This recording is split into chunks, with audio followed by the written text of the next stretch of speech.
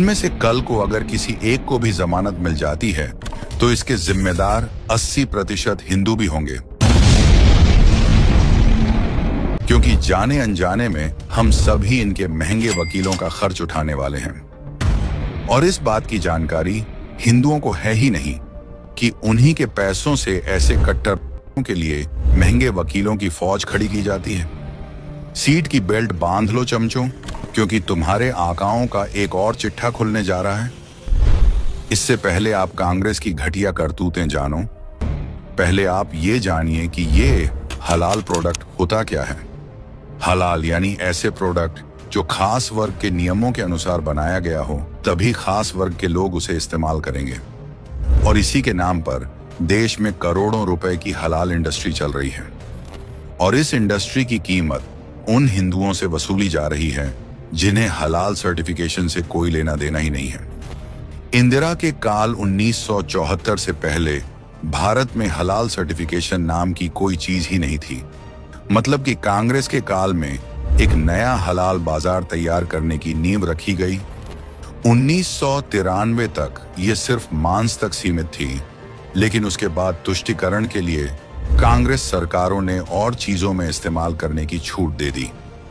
भारत में जमात उलेमा ए हिंद जैसे संस्थान हलाल सर्टिफिकेशन देती है और बदले में कंपनियों से मोटा रकम लेती है।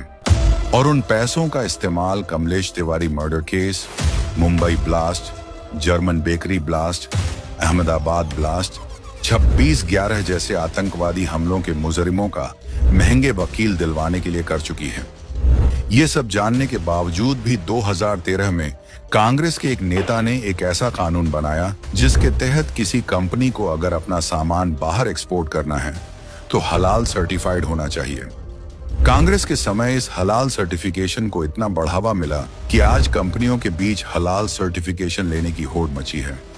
हलाल डेटिंग साइट, कॉस्मेटिक, अपार्टमेंट्स और हलाल स्टॉक्स तक आ गए हैं। ऐसे में ये सवाल उठना तो लाजमी है कि क्या एक खास समुदाय के लिए हमारे देश की ISI और फसाई जैसे मौजूदा सरकारी प्रमाण पत्र की कोई वैल्यू नहीं रह गई है। कांग्रेसी कहते हैं देश में सबको बराबर हक मिलना चाहिए, लेकिन एक खास वर्ग के लिए वक्फ बोर्ड बना दिया, हलाल सर्टिफिकेशन का बाजार खोल दिया। और ऐसा भी नहीं है, हलाल प्रोडक्ट सिर्फ एक खास समुदाय को बेचे जाते हैं।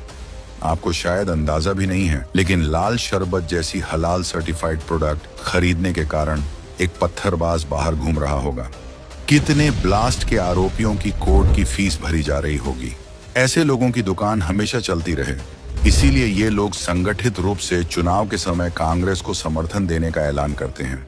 अब सवाल सिर्फ राजनीतिक नहीं, देश की सुरक्षा का है।